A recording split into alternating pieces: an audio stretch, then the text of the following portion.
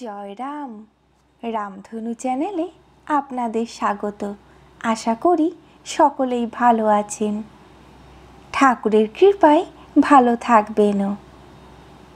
দয়াময় ঠাকুরের শ্রীচরণে সহস্র কোটি প্রণাম। ঠাকুর সকলের মঙ্গল করুন, সকলের চৈতন্য দিক, এই প্রার্থনাই করি। জয় গুরু, জয় রাম, জয় গোবিন্দ, গুরু কৃপা হে কেবলম। ঠাকুরের নাম নিয়ে আজকে ঠাকুরের বাণী শুরু করছি। আশা করি আপনাদের ভালোই লাগবে। শ্রদ্ধেয় দাদা শ্রী সদানন্দ চক্রবর্তী মহাশয়ের তিরোধানের 2 বৎসর পূর্বের কথা। 1996 সাল তুণ্ডুলা রাস পূর্ণিমা উৎসবের কিছুদিন পূর্ব হইতে ভয়ানক বাতরোগ আক্রান্ত হইয়া তিনি শয্যাশায়ী। উৎসবের কয়েকদিন পূর্বে প্রায় চলৎ শক্তিহীন অবস্থায় একটি হাত ভাইপো সঞ্জয়ের কাঁধে আর একটি হাত বৌদির কাঁধে রাখিয়া অতি কষ্টে ধীরে ধীরে স্টেশনের প্ল্যাটফর্ম ধরিয়া চলিয়াছেন নির্দিষ্ট রেল কামরার উদ্দেশ্যে। অকস্মাৎ দুধ সাদা আলখাল্লা পরিহিত, শিরে ইসলামীয় শুভ্র টুপি, গৌরবর্ণ, ঋজু দেহধারী, অতি বৃদ্ধ মুসলিম পীর গোছের এক ব্যক্তি অসুস্থ সদানন্দ দাদার সম্মুখে পথরুদ্ধ করিয়া দাঁড়াইলেন।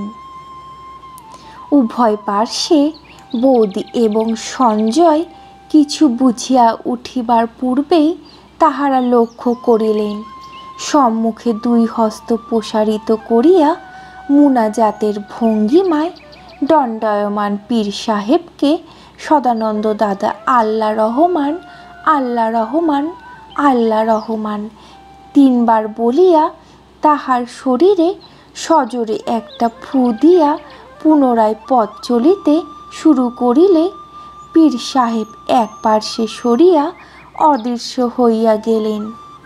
ঘটনাটি কয়েক মুহূর্তের মধ্যে ঘটিয়া গেল।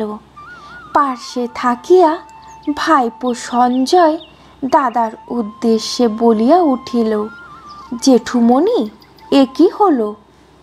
বৌদি চারিদিকে চাহিয়া অত লম্বা লোকটিকে আর কোথাও দেখিতে পাইলেন না।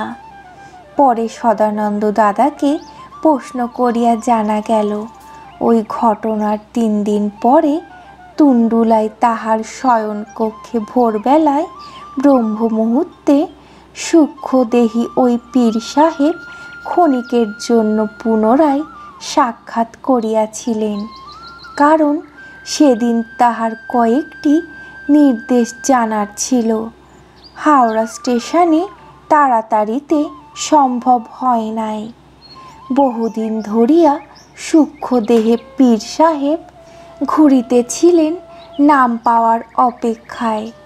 শ্রী শ্রী ঠাকুর ওইভাবে ব্যবস্থা করিয়া দিলেন। শ্রী শ্রী ঠাকুরের ভাষায় সবই নির্দিষ্ট থাকে, সময় না হইলে কিছুই হয় না। ইহা ব্যতীত শ্রদ্ধেয় সদানন্দ দাদা বিভিন্ন সময়ে অন্যদের নাম দিয়াছেন। কখনো কখনো নাম প্রার্থীকে তিনি যাদবপুর কৈবল্য ধামে পাঠাইয়া মহারাজের নিকট নাম পাওয়ার ব্যবস্থা করিয়া দিয়াছেন। আবার একজনকে দেখিয়াছি তাহার নিকট নাম প্রার্থনা করিয়া দীর্ঘদিন অপেক্ষা করিতে।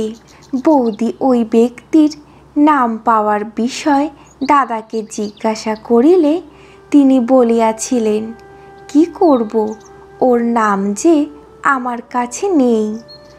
পরে সেই ব্যক্তিকে সদানন্দ দাদা নিজেই স্বতঃস্ফূর্তভাবে তাহার টালিগঞ্জের বাসগৃহে কোনো এক শুভ অক্ষয় তৃতীয়া তিথিতে শ্রদ্ধেয় বলাইদার নিকট নাম পাওয়ার ব্যবস্থা করিয়া দিয়াছিলেন। সেদিন অক্ষয় তৃতীয়ার পূজা বলাইদা করিয়াছিলেন সদানন্দ দাদার গৃহে। আমাদের সকলের প্রিয় বলাইদা অর্থাৎ প্রভুপাদ শ্রীযুক্ত কালীপদ চক্রবর্তী, যিনি বর্তমানে ডিঙামানিক সত্যনারায়ণ সেবা মন্দিরের চতুর্থ মহারাজ পদে ভূষিত আছেন।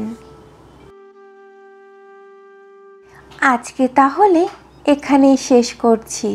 ঠাকুরের কথা শুনতে আপনাদের কেমন লাগছে অবশ্যই জানাবেন, আর ভালো লাগলে একটি ছোট্ট লাইক, শেয়ার, সাবস্ক্রাইব করে পাশে থাকবেন।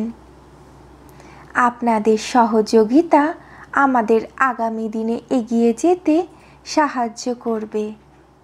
ঠাকুর সকলের সুমতি দিক। জয় রাম।